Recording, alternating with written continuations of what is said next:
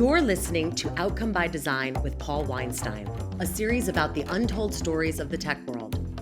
Let's get into today's episode. So my guest today is Jim Marrgraff, and Jim is a longtime Silicon Valley entrepreneur, executive, and startup veteran. He is currently CEO of Kinoo, a groundbreaking learning tool for children. Jim has been a key player in multiple startups, including LeapFrog, LiveScribe, and Eyefluence, which was acquired by Google, and we're going to talk about today. Jim probably knows more about applying technology to the problems of education and learning, maybe than anybody I know, and I am excited he's joining us today. Welcome, Jim. Thank you, Paul. Good to be here with you today. Thanks. Good.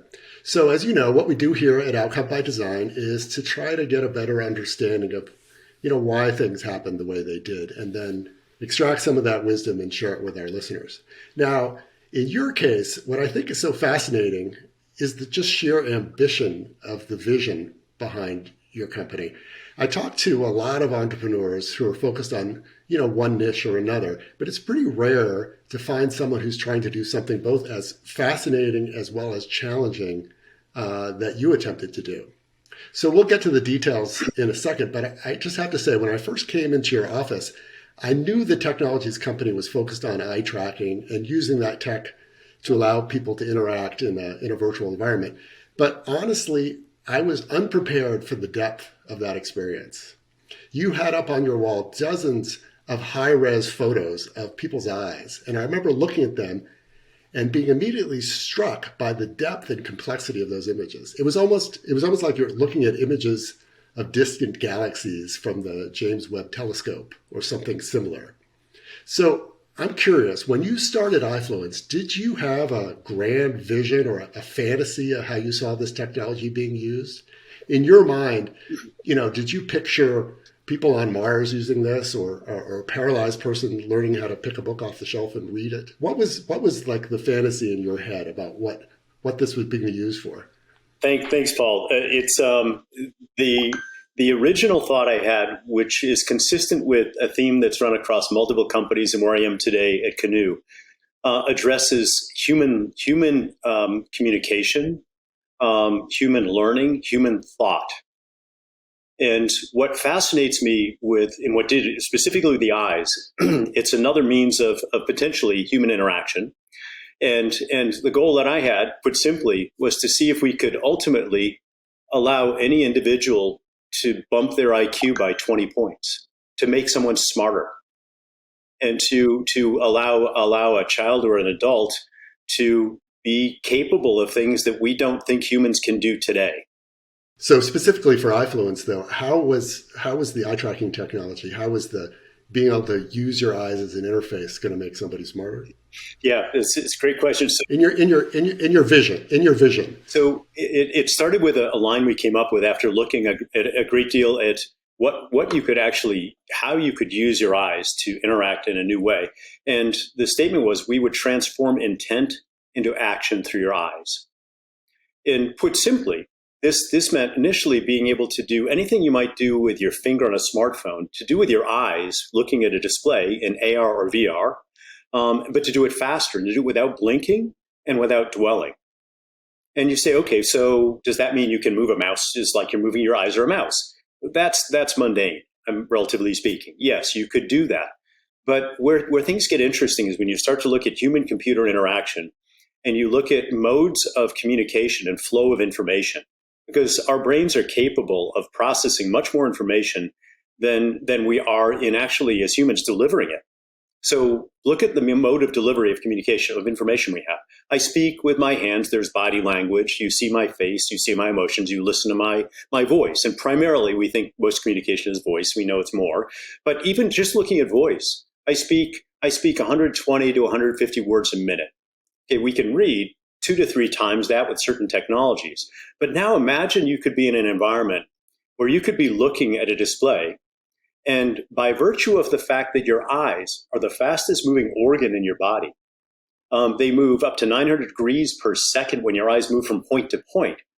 Because of that, you can consume information if it could be delivered to you, and it could be, if you will, technology term impedance match, which means it's exactly what you need at the right time at the right level. So it's optimized for you. And imagine now you have an AI behind you, behind this agent with whom you're communicating, delivering information so that it's navigating the manner in which your eyes move around and the information is presented with words, with images, and more. So I ran off on a high abstraction, but you asked for it, Paul. But the idea is it is possible to advance human thought, human cognition, and capabilities by synthesizing the right flow of information with an agent and communicating using your eyes, because again, your eyes, and that we get into the magic of eye tracking and how this whole thing is grounded there. Yeah, so I get it. So you basically want to increase the data pipeline from your eyes to your brain to process more information more quickly. And vice versa. And vice versa. Part of it, yeah. If I'm using my eyes, the system has to know what I want. And it can do that by watching where I'm looking and presenting the right information in the right time with the right form, not letters and words, which is archaic and slow, but a form of media glyphs. Let's go to Neil Stephenson's Diamond Age and go way beyond that. And some new language, which is basically allowing me to manipulate the information with my eyes faster rather than slowing down to wait until a word is produced and I have to take too much time. So that was a long-term vision. The practicality was we had to start with something that people understand and they could apply to an immediate problem. And that's maybe I'm thinking design by outcome or outcome by design, and we have to start with something simple. Yeah, no, that makes sense. And so let's back up a little bit. So you had this grand vision, and I can see the pitches that you did in my head. You know, you paint a very attractive picture of the future and the capabilities of the technology. You ended up raising, what was it, $25 million, something along those lines? Yep. And Intel gave you money, which makes sense, right? I could get that one. And then you had a bunch of other very kind of futuristic type investors too. Wasn't Peter Diamandis was involved? Peter was involved, Motorola Solutions, Intel Capital, Dolby Ventures, really interesting. David Dolby is a very sharp guy, really enjoyed working with him because he understood sound, but he's also interested in learning and human communication. So we clicked there as well. Yeah, no, so that makes sense. Okay, so you got a bunch of money, you've got a grand vision now. It's time to kind of execute on that and, you know, take the technology and bring it to a place where, you know, you could take it to market, where you could bring it to other people. So how did that initially play out? What was the industry reaction to what you were doing? Much different than I had expected. I had thought if we show high quality eye tracking, look, we can track your eyes with low cost hardware, with software that could run on a very small, low power, low cost processor that could be mounted. It's in a headset and a pair of glasses, or even on Google Glass, which we did, in tiny processor in optics. And thought, okay, if we show this, the people will come running. And said, eye tracking, my gosh, you've got to be able to do amazing things with it. And what we found is people scratched their head. They'd heard of eye tracking and said, yeah, but I need a mouse. I need I need to interact with my hands. There was this assumption that how could you possibly use your eyes to both consume information and to control something at the same time? So the challenge here was, which many companies face, you have this vision for a technology. You can see the vision. You implement a version of it. You demonstrate that version, this simple, basic, foundational piece, and you expect people to extrapolate where that can go. And what I found repeatedly is it unfortunately doesn't work that way. It takes a lot more to not only education, but rather than relying on people's, in general, imaginations to see what's possible, you need to lead them along step by step. Did you find that the disconnect, you think, was because you were thinking about this as a technology that could be useful and relevant in the future, and they were thinking of it more of how it affects their business on a day-to-day basis? Or was there more kind of a primary disconnect where you were just so far ahead of the curve that they just had a hard time catching up? I think I was hoping that they would see the type of vision and the value that I just described to you. I mean, imagine I came to you as an entrepreneur and said, for $100, I can raise your IQ by 20 points. What would you say? Would you pay me $100? I think most people would, sure. And but if you say that to a company, they say, well, first of all, there's dubiousness. And can you actually achieve this? But interestingly, they may say, well, that's not what I really need. What I need is I have a problem with my VR headset, and we need to be able to build things in so we can get Gen 2 and Gen 3 in the market. And so, yes, if you can do that with that headset, that's nice. But show me how I actually solve my immediate problem. So I had to step back and found that that this idea of first of all using your eyes as a tool to control to interact is I don't like to say mouse because it's way too limiting.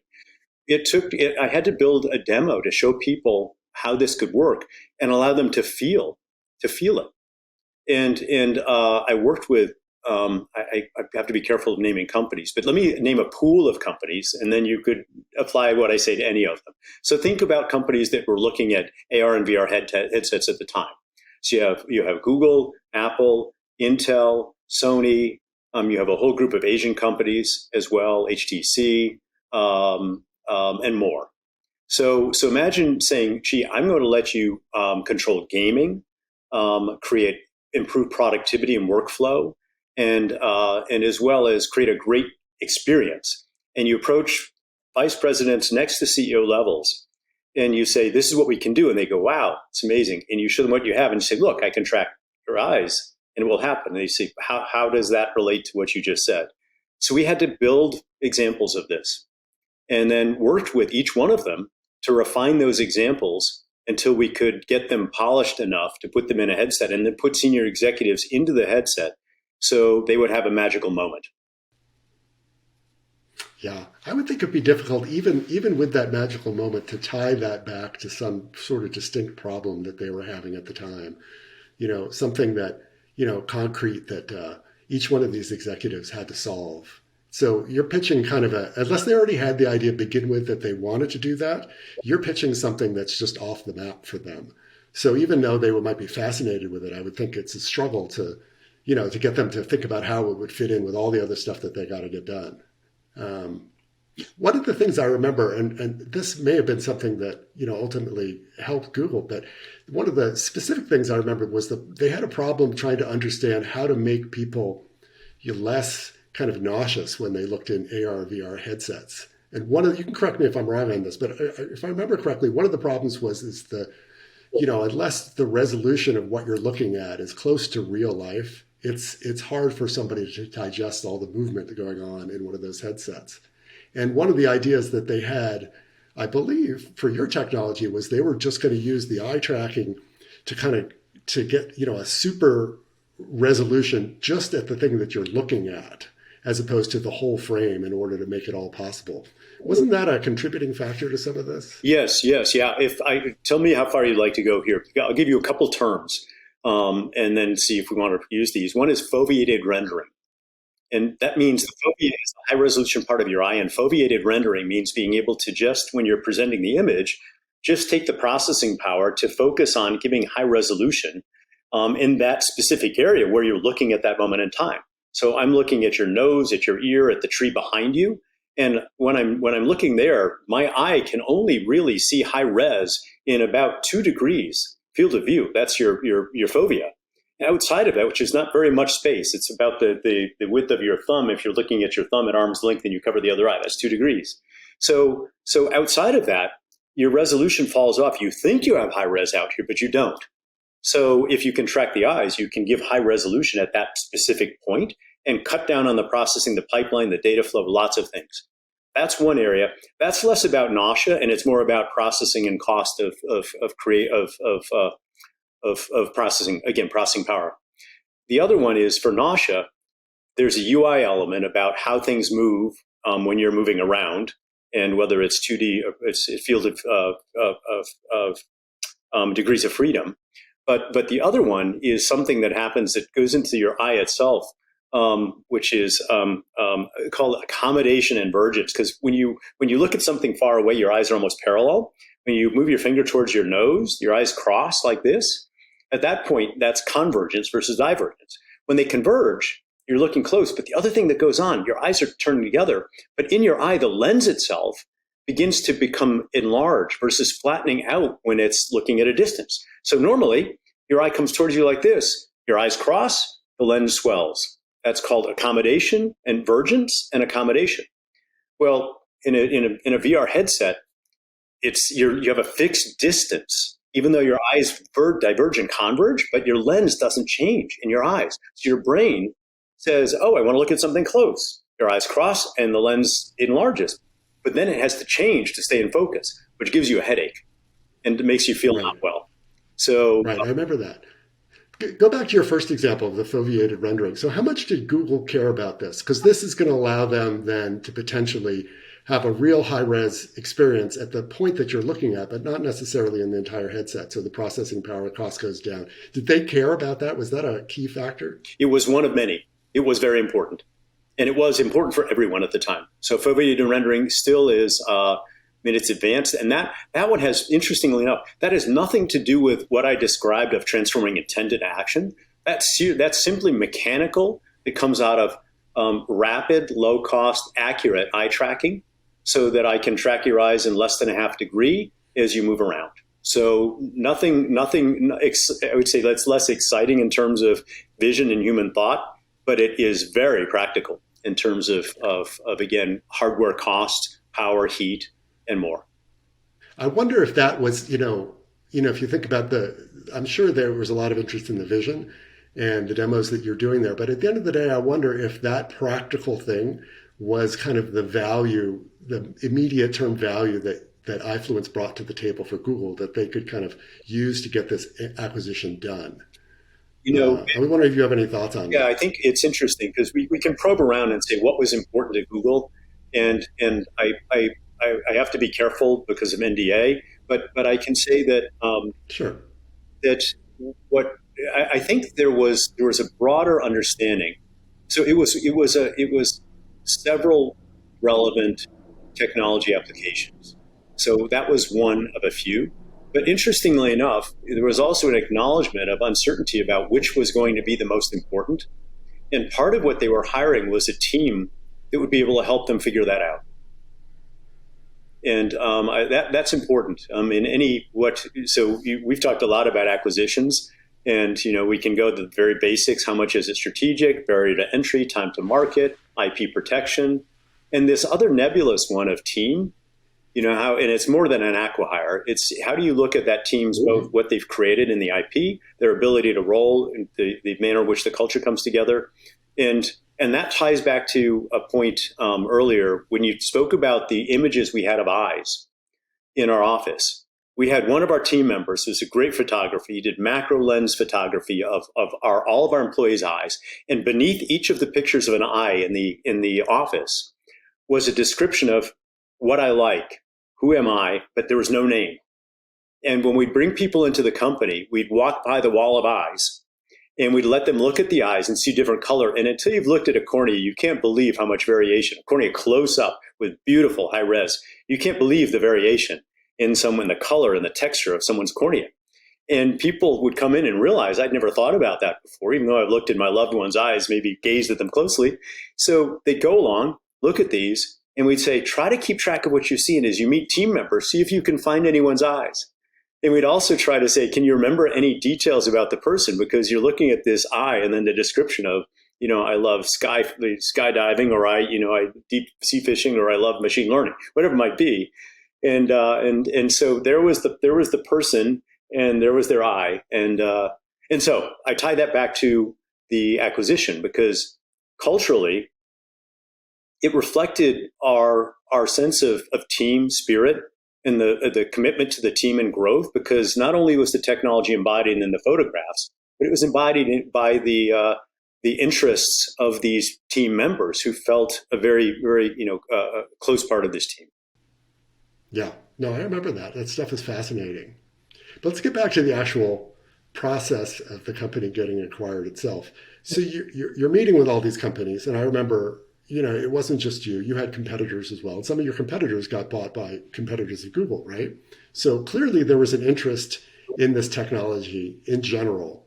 But as you're talking to these people, you've got so many different points that you can emphasize, but there are clearly a few things in the executive's mind, either implanted by you or there from the very beginning, that were the key drivers for how this all happened. They had a specific issue they wanted to address. Google and some of these big technology companies have a lot more latitude than, somebody else. They can kind of follow their dream a little bit more, but still, in the end of the day, there was something practical about it. So you made a connection with the key executives at Google and some of these other companies as well, that you were the guy that could help them figure this out. They had a specific problem maybe they needed to address, but it was more than that. And I wonder that process of, kind of taking the things that you think that they should be interested in versus the things that they actually seem to resonate with them, how that process was for you, because you have a vision, you had a dream, and it may not necessarily particularly, this for any entrepreneur, particularly aligned with what a buyer wants.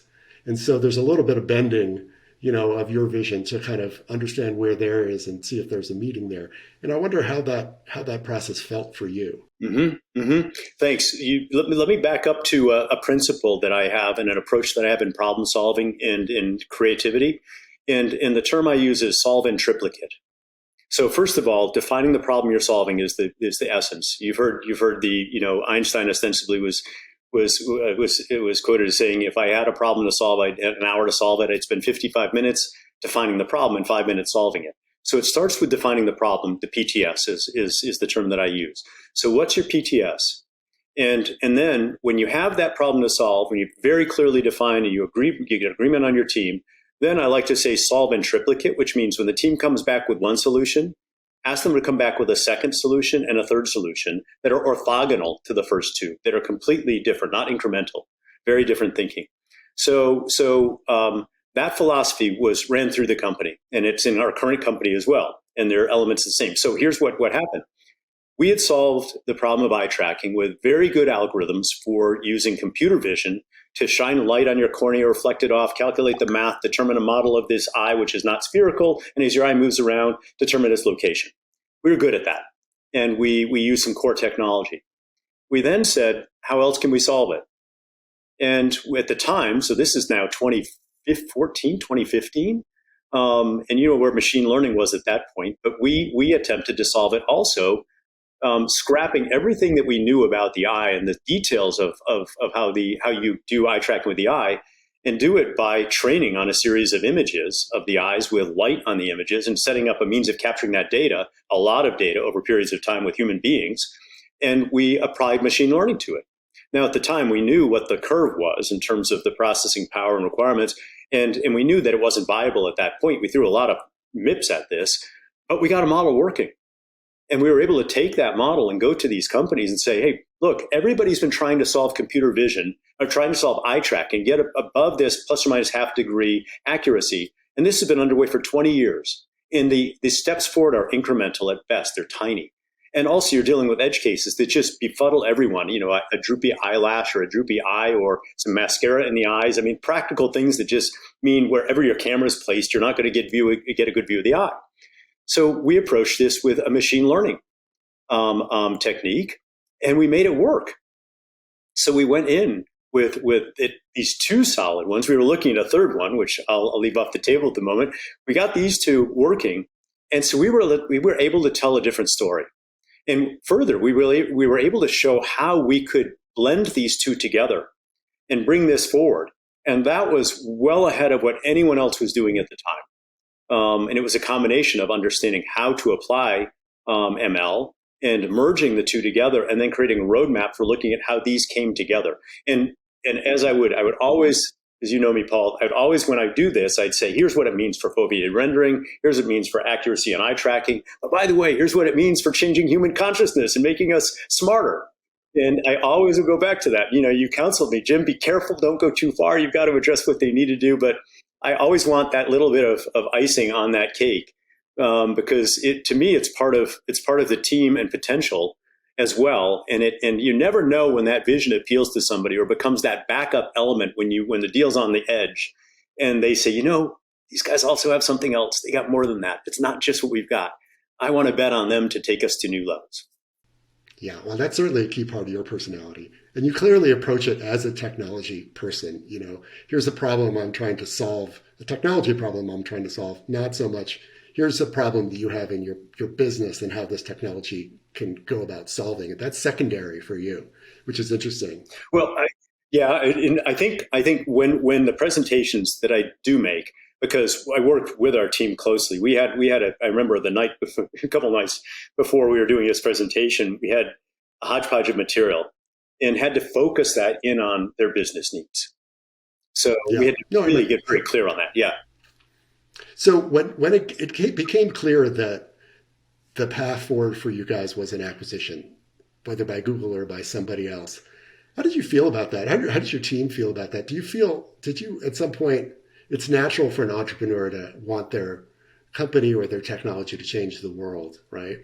And, whether it's going to do that as part of another company or, on its own, it's generally like a period of adjustment for someone to let go of that dream, that baby of building the next Google or the next Apple or what have you. And I just wonder how that process was for you. Thanks. It's quite personal. A good question. I recall looking over this shoulder.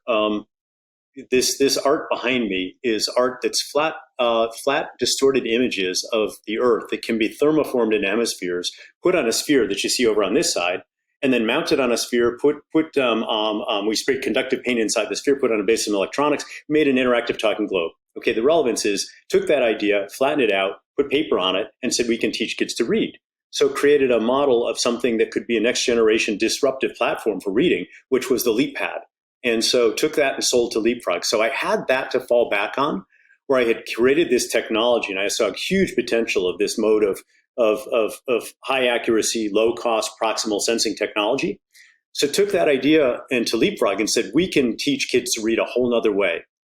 And so I'd been through that and fortunately had a great outcome.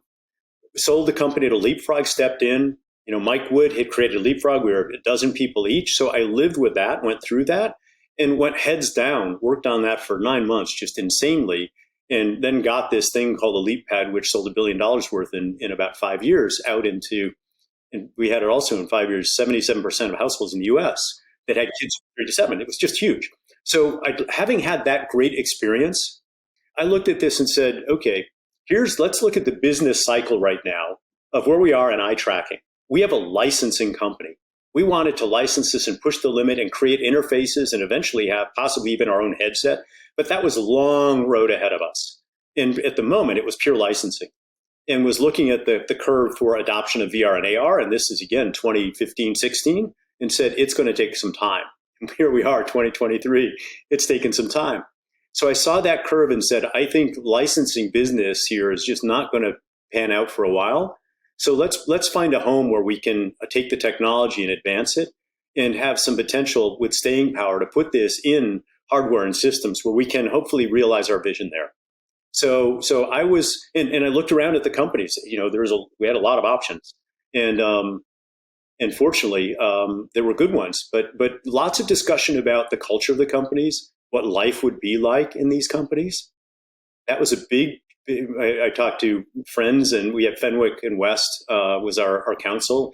Reached out to a friend, Mark Stevens, who had some great advice about how to assess this for yourself, because he'd worked with many entrepreneurs who had sold their companies, and helped me do some soul searching on not if we would sell, but to whom and what would life be like, and questions to ask along the way to see if it would be a place we'd be excited to be.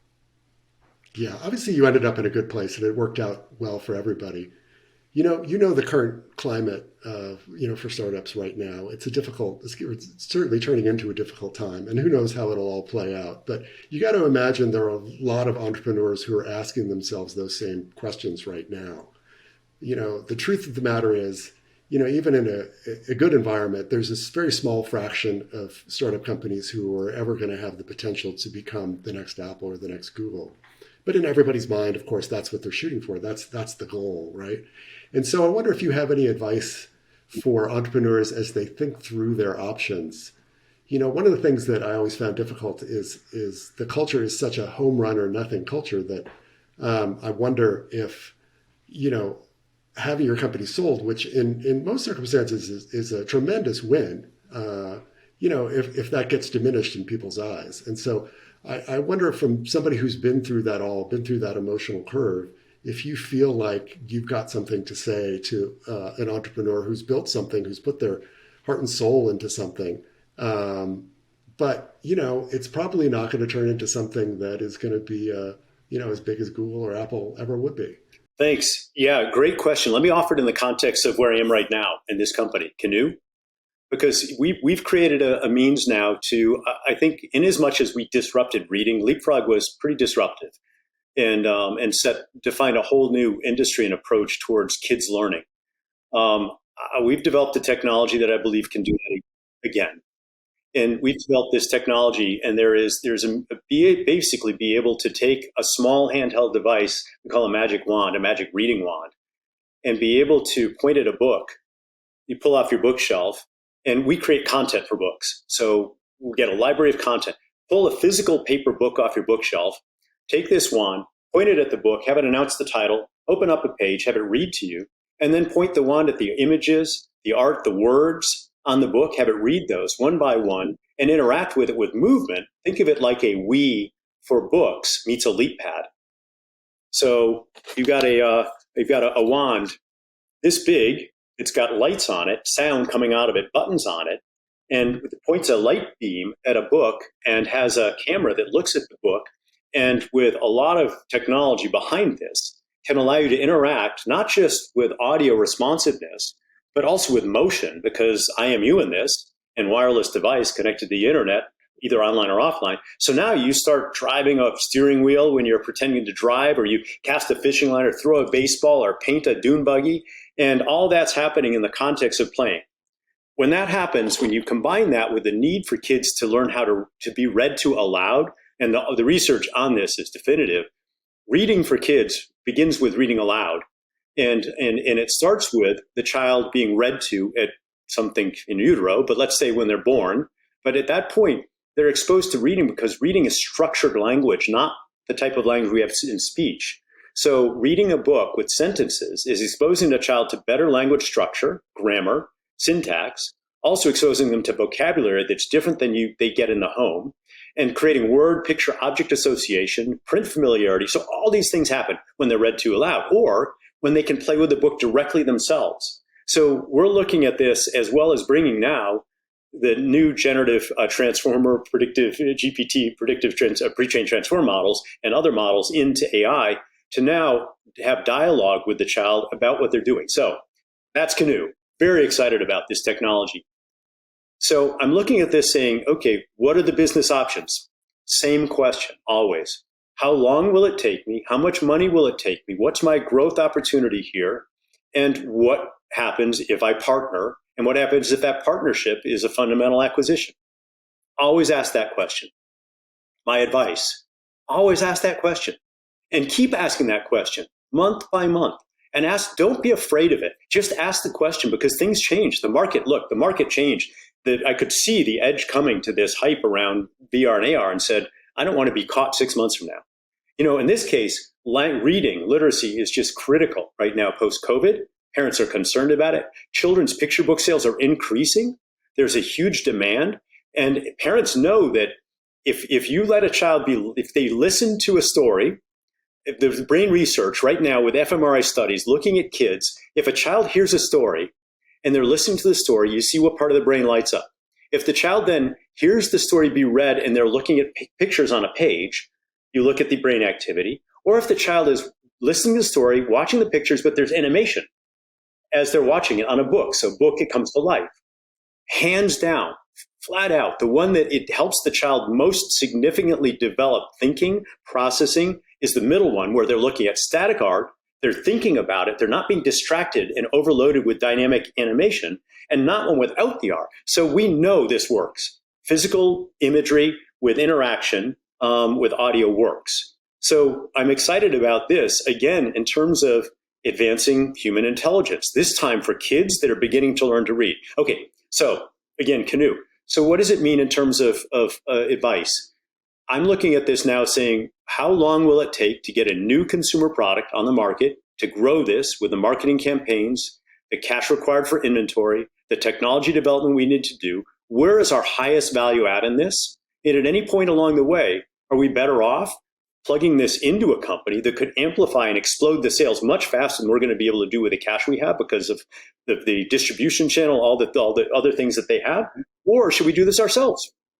So choice, acquisition or grow it, grow it ourselves. So my advice, keep the two in mind all the time. Watch the external environment, watch the internal challenges, struggles you have, obviously the cash availability, but don't be afraid of giving it up for fear that, gee, I've lost or failed because I can't now realize my dream, because you can. You got to find the right home. Yeah, well, that's no one could doubt your passion about the subject, Jim, for sure.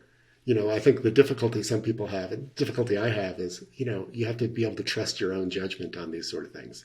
Should I do this or should I do that? What's the confirmation bias for me coming into any problem? To have an idea what the answer is before you actually approach the problem is a complicated one. But I think you do it as well as anybody. So I give you congrats to that. And congrats to Kinoo and all the interesting things that hopefully will come out of that. It certainly sounds fascinating. If I had little kids, I would want one to try myself. Thanks. I can tell you that when you describe this and show this to a parent, the immediate question, and this is a good sign, is where can I get this? When can I get this? Because parents of 2, 3, 4-year-olds right now are there are two things. How will my child succeed in life? And to succeed in life, how will I make sure they will succeed when they get to school? And when I drop them off that day at kindergarten or first grade, are they going to be ready? And right now, it's all about reading readiness and social emotional development, collaborative play, curiosity, everything that goes along with the 5 C's of 21st century learning. It's all there. So we're tuned into that and believe that this could explode out of the gates. And we'll find out. I could see you haunting the playgrounds, tackling the moms and pitching them. That's it. That's right. Good job, Jim. And thanks for being on the show. And, it was great to have you. Thanks, Paul. Always good to catch up and appreciate your questions. You've been listening to Outcome by Design with Paul Weinstein. Don't miss any of our upcoming stories from the tech world. Subscribe to Outcome by Design wherever you get your podcasts. And if you enjoyed this episode, leave us a quick review. You can also send your comments directly to info@paulvweinstein.com. Until next time.